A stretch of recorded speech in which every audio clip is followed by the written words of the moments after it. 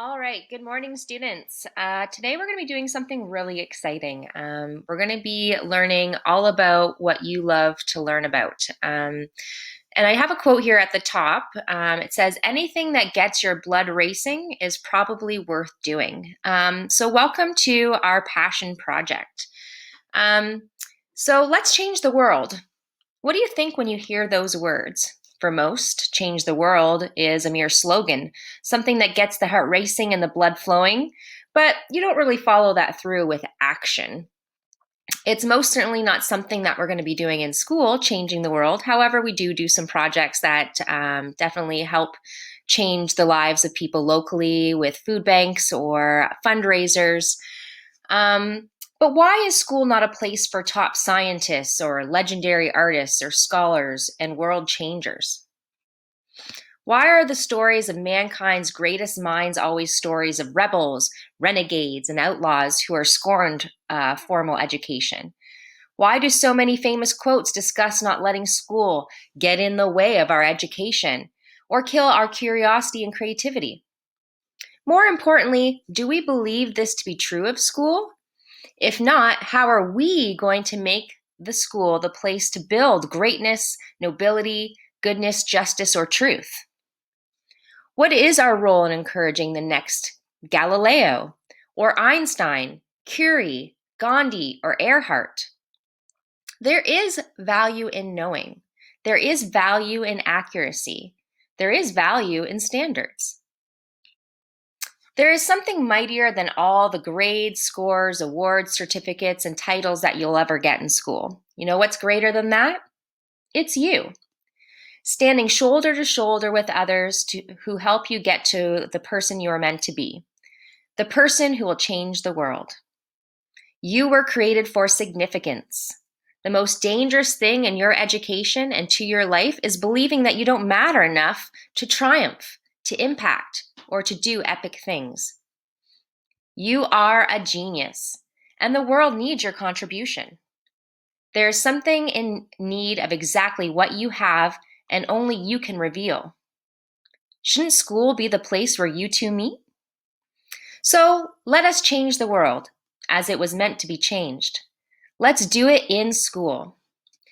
In Genius Hour, get ready to explore, navigate, teach, research, love, be passionate, learn, succeed, be disappointed, be frustrated, be excited, be engaged, and most importantly, teach you that failure is an aspect of learning and life, and that it's okay to fail. Welcome to real life, my friends. Welcome to the best project you'll ever be a part of. It will teach you about yourself and what real life is like. So buckle up. Welcome to Genius Hour. Okay, so we're just going to watch this video on what Genius Hour is all about. I'm sure some of you have heard the term before, and you know some of our students have participated in it in previous years. I've done this once before, but just to give you a little background on it before we start. There's a movement happening right now in classrooms all over the country that encourages students to explore their own passions and creativity. Students of all grade levels will be engaged like never before. I present to you Genius Hour. This is where student passions come to life. Genius Hour has many roots, but is based on a business practice that Google uses with their development team. They allow their developers to spend 20% of their time at work on projects that interest them, provided that it has the potential to advance the company. The idea is simple. Allow employees to focus on their own passion projects and productivity will go up. There are many commercial projects that have been developed by these 20% projects, including Gmail, Google Talk, and Google News. Fortunately for students, educators have grasped onto the idea and coined the term Genius Hour. This is where teachers allow students to work on whatever project they want during their own learning time. We've all had students in our class that aren't motivated by the traditional school environment. The beauty of Genius Hour is that it provides a path to intrinsic motivation.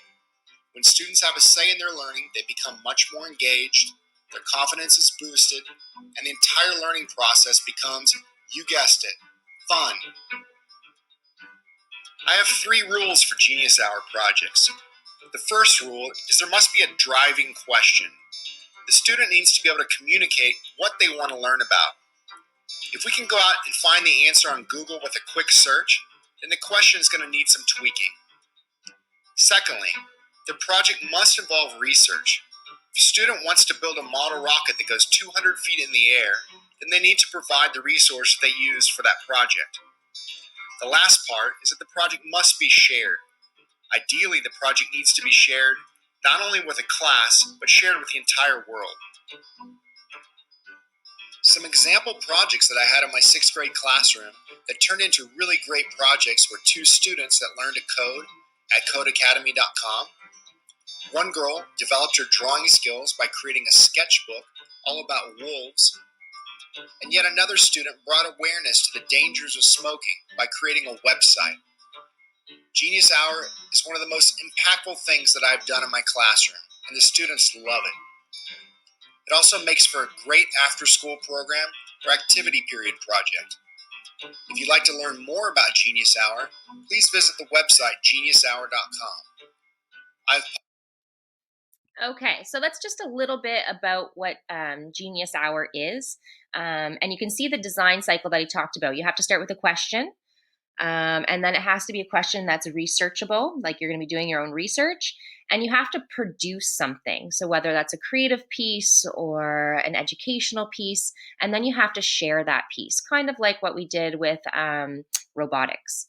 So there are a few rules to Genius Hour. You're going to be spending roughly 20% of your week working on this in our theme period. This is going to be an alone project because it's all about what you're passionate about, what your creativity is about, what you want to learn about. You're going to be choosing a project that is new, so not something that you're already working on. So if you're already working on playing a piece on piano, you might not be working on that exact same piece. And number 4, you have to produce a product, invention, or achieve some sort of goal that you set for yourself. The first thing that we're going to be coming up with is obviously our topic, and then coming up with our questions, that driving question. And then after that, number 5, you're going to be writing up a proposal and then videotaping a pitch for the rest of us to view. So it's going to include a purpose, an audience, the timeline that you're going to produce this project, the resources that you'll need, and it's kind of going to be like in a Shark Tank style. If you've ever seen that show on television, Shark Tank, where they're pitching their product to the sharks, it's going to be a little bit like that show, which will be fun. You're going to have an adult to be a mentor. That could be me. It could be your parent. It could be a grandparent, an aunt, someone that you can talk to via Zoom call or FaceTime or Skype. And it should be someone who has some sort of knowledge to help you with your project as best you can. I know the circumstances are a little bit different this time. Each week, you're going to be creating a reflection blog. So I will be turning on a blog page or writing in a reflection journal. If at any moment you feel overwhelmed or uninspired or lost or you don't know where to go next, you're going to want to set up a meeting with me to find a solution to that so we can set up a Zoom call. Around the 4 or 5 week mark, you're going to present your project, invention, product in a creative activity with your reflections, and it's going to be about a 5-minute TED Talk kind of style of where you're going to show us what you've done. The last thing to note, which is kind of interesting to say in school, that failure is an option. If you don't actually create the product or get to that final goal that you set for yourself, that's okay.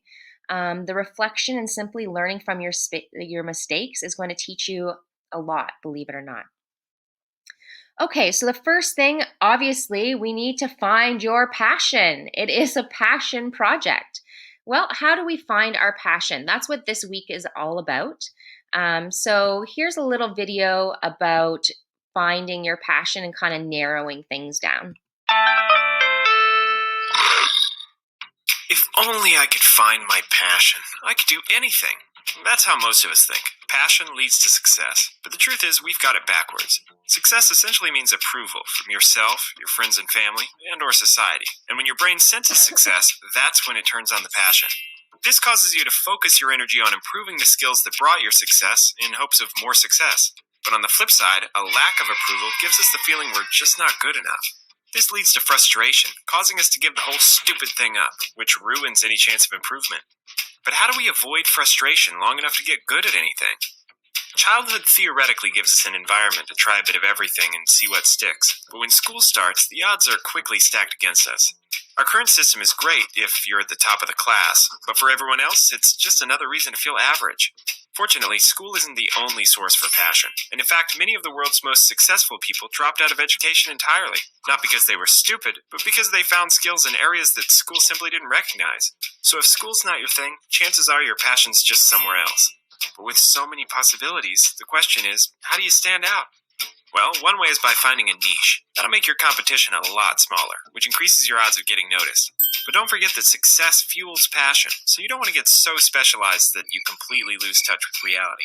You've got to be honest. Listen to yourself and the people you trust, because the fact is you're already decent at least a couple of things. And the key to finding your niche is taking the things you're already good at and combining them into something you're great at. The catch is that it takes guts. But if you've got the courage to try things and share them with the world, the patience to put in enough time and effort, and the determination to keep trying even when frustration starts setting in, you will find success, fueling your passion and sending you to heights only your childhood self ever would have dreamed were possible. Okay, so that was just a little video on finding your passion. So I've put up a sheet here when you're thinking about this this week and coming up with a topic that you would like to learn more about.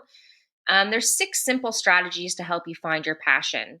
And first thing is, what do you do when no one's telling you what to do? So what are you doing on the weekends? What are you doing after dinner or after you finish your homework? What do you do when you have time off work or school? When you answer these questions, many of these activities will be the consumption of time, like, oh, I watch TV, or I'm playing video games, or I'm on my apps, or I'm on social media, or I'm hanging out with my friends. Okay, so is there anything that you do during these times that's considered creating or making? So we're not going to be doing a passion project on watching TV or playing video games. So you want to find things that you're actually creating or things that you're interested in making or doing that's not like a social activity. So this could be writing or working on a car, or putting together a stereo system, making a song, or doing a craft. Second thing that you're going to want to take inventory of is take notice of what you do when you're supposed to be doing something else, i.e., when you're in school.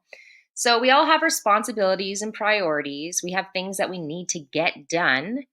However, when we put those responsibilities or priorities to the side and we're working on something else, that's telling me that's maybe a sign of your passion. So if you're doodling, if you're listening to music, if you're crafting, if you're thinking about how to design something, that's probably more lending towards your passion. Third, you might want to think about what type of information are you reading or watching when you're watching TV? Maybe all you read about is sports or you watch ESPN. Maybe you're reading about fashion blogs or you're watching Project Runway. Maybe you're watching cooking shows or National Geographic. You should make a list of the things that you're doing when you're watching or reading. And that's going to come into the survey that I sent you in your Google Drive. The next thing, when you come up with all of these things in the survey, you're going to create a March Madness bracket. It's kind of like when two sport teams are playing against each other and one comes out on top or one wins. You're going to be comparing your interests and trying to find a winner. Then next, I'm going to give you a trial period. So you're going to have a week or two to see if the passion or interest that you've chosen is actually going to work before you stick with it, before we make a final decision. Okay, so the 2 things that I've sent you to look at this week, the first one is this survey, which you're going to fill in. It is an editable document that I sent to your Gmail. And you're going to fill in these questions and you're going to send it back to me. Just so I can see that you've actually done the thinking about what your passions are.